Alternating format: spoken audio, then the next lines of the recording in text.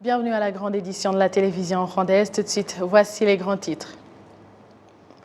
Le Premier ministre, le Dr Edouard Ngirente, a dans cet après-midi procédé à l'ouverture officielle du parc écotouristique de Nyandungu dans la ville de Kigali.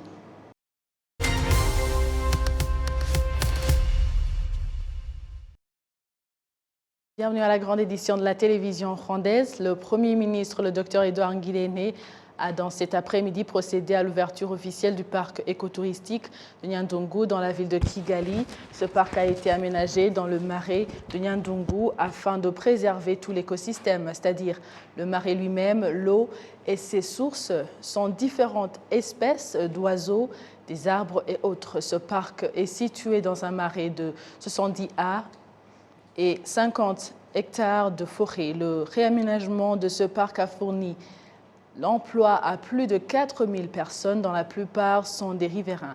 L'ouverture officielle de ce parc a coïncidé avec le sommet africain sur les réserves naturelles auquel ont participé les dirigeants de différents pays, dont l'ancien Premier ministre de l'Éthiopie. Nous continuons avec l'actualité. Le ministre des Infrastructures, le Dr Ernest Nsabimana, indique que l'augmentation des nombres de Rwandais ont d'excellentes connaissances dans la manipulation de l'énergie nucléaire est l'un des facteurs qui permettront au Rwanda d'élargir les activités nécessitant l'énergie atomique. Kassim Youssouf. L'énergie nucléaire ne concerne pas seulement la fabrication d'armes atomiques, mais elle intervient également dans d'autres domaines, notamment dans la médecine et pour lutter contre les maladies qui attaquent des cultures.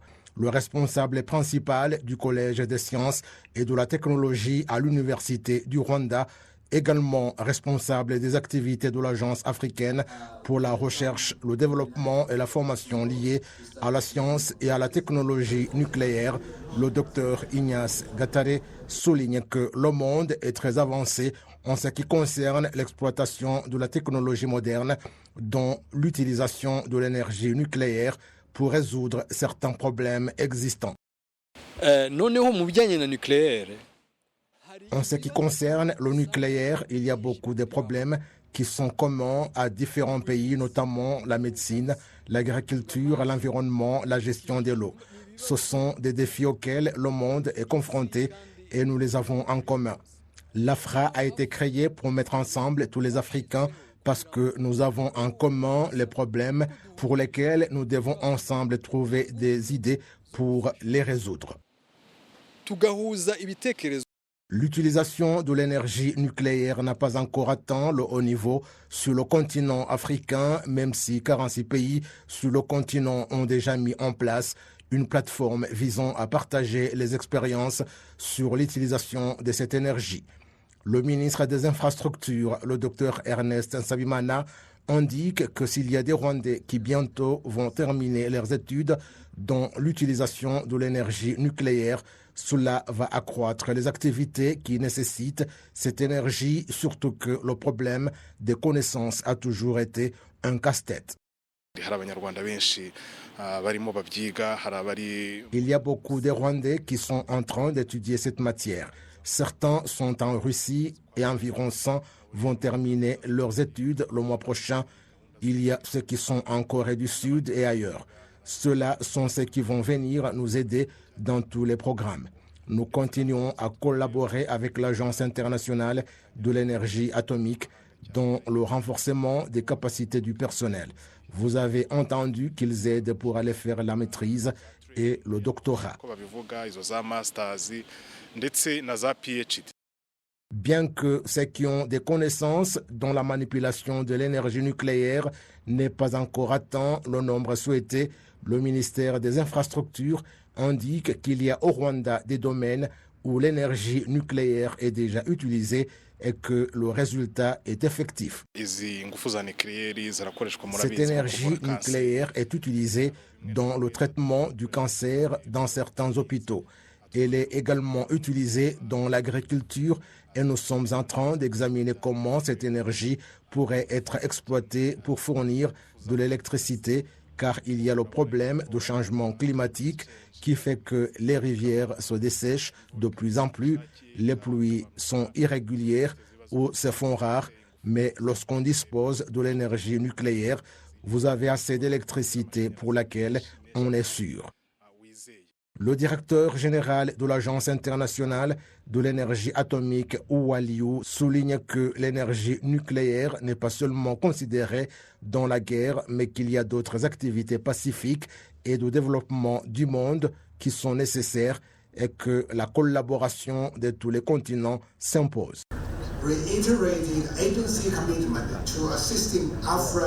Notre agence ne cessera jamais d'appuyer l'organisation AFRA pour qu'elle puisse atteindre l'objectif que l'Afrique s'est fixé à l'horizon 2063. Tel qu'approuvé à la réunion du comité d'AFRA tenue à Vienne l'année dernière, je trouve que je dois beaucoup m'intéresser à l'organisation AFRA.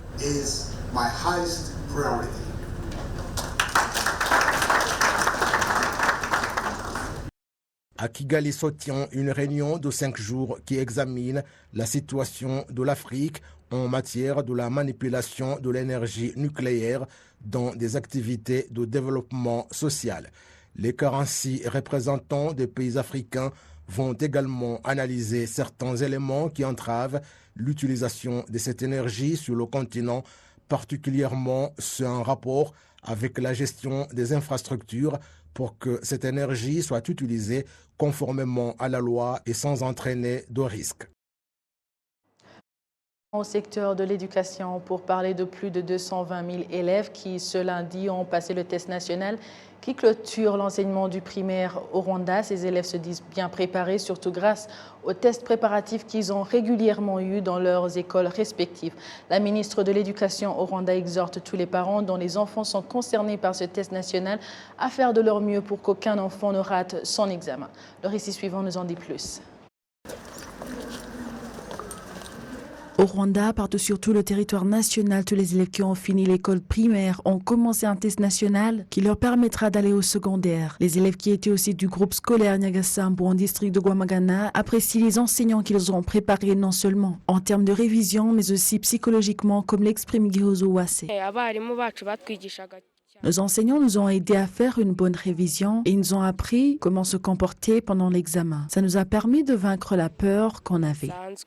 La ministre de l'Éducation au Rwanda, honorable Amalia Valentine, exhorte tous les élèves qui passent actuellement le test national à être calmes pendant l'examen et demande aux parents dont les enfants sont concernés par cet examen à faire de leur mieux pour qu'aucun enfant ne rate son examen. Nous souhaitons la réussite aux élèves. Ça fait un peu peur lorsqu'on parle d'examen national, mais c'est en fait simple car il s'agit de mettre sur papier ce qu'ils ont appris en classe. Toutes les questions concernent la matière qu'ils ont vue en classe. Du côté des parents, il y a des fois que les élèves s'inscrivent et au final, ils ne viennent pas tous. Demandons donc aux parents à faire tout leur possible pour que leurs enfants ne ratent aucun examen. Empêcher un enfant de passer cet examen, c'est lui priver un meilleur avenir.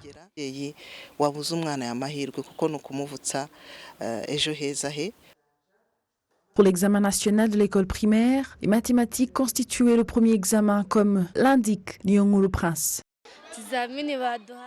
On a commencé par les maths. L'examen était bien préparé, toutes les questions faisaient partie de la matière qu'on a vue en classe. La ministre de l'Éducation au Rwanda, honorable Amalia Valentine, se réjouit du fait que cette année scolaire ait été un succès, contrairement à l'année précédente, qui était pleine de défis imposés par la pandémie de Covid-19. 229 859 élèves sont inscrits aux examens de fin de l'école primaire à travers tout le pays, dont 126 342 filles et 103 517 garçons. Au total, les élèves de 3 556 écoles passent l'examen à partir de 1095 sites.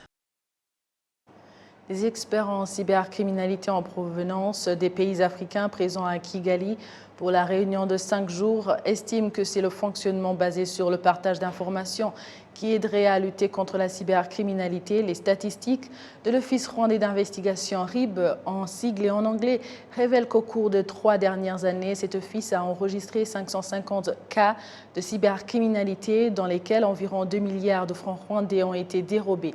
La société russe en charge de la sécurité en matière de l'informatique a fait observer qu'en 2021, Le continent africain a réalisé une perte de 10% équivalent à environ 4 milliards de dollars américains de son produit intérieur brut suite à la cybercriminalité. Le directeur en charge de la poursuite des crimes commis à l'aide de la technologie à la police internationale Interpol, Craig Jones, indique que ces criminels se servent de différents subterfuges pour atteindre leurs objectifs et se focalisent surtout sur les services financiers en s'introduisant dans les systèmes pour examiner la situation financière des entreprises et dérobent des sommes importantes d'argent.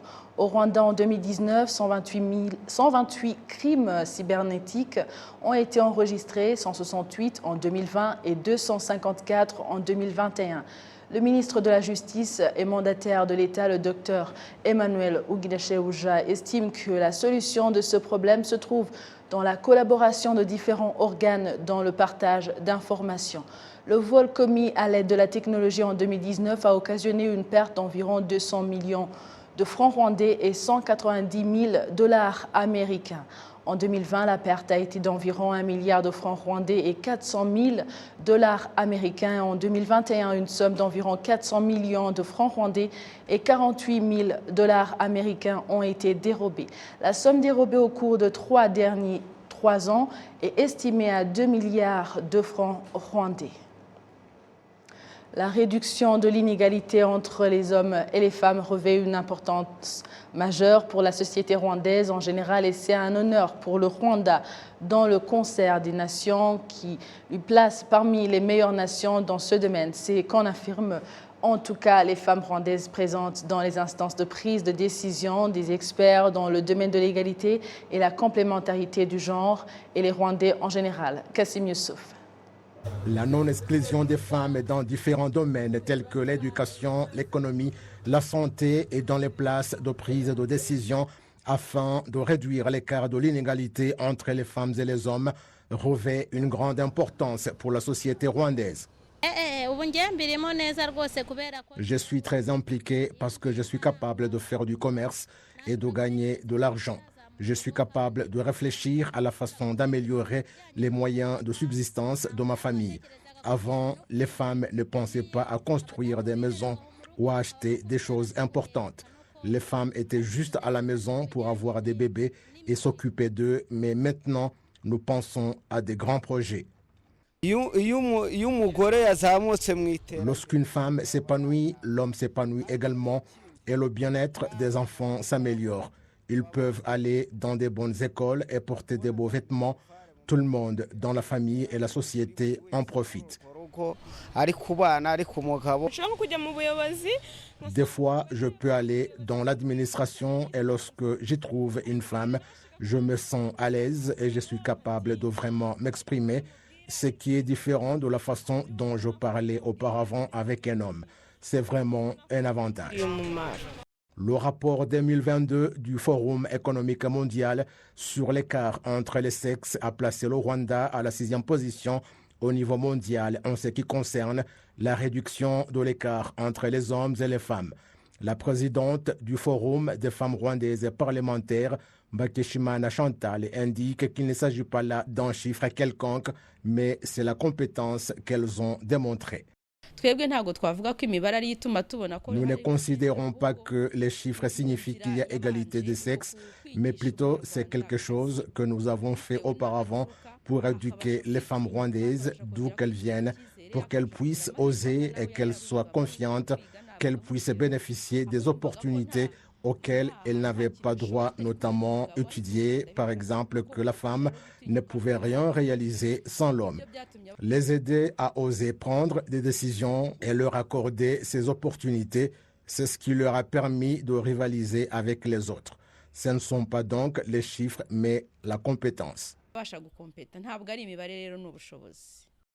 La secrétaire permanente au ministère du Genre et de la Promotion de la Famille, Batamuriza Mireille, indique que l'écart de l'inégalité entre les hommes et les femmes qui est réduit concerne également les femmes en milieu rural. Lorsqu'on parle de développement économique, cela ne concerne que les femmes en milieu urbain.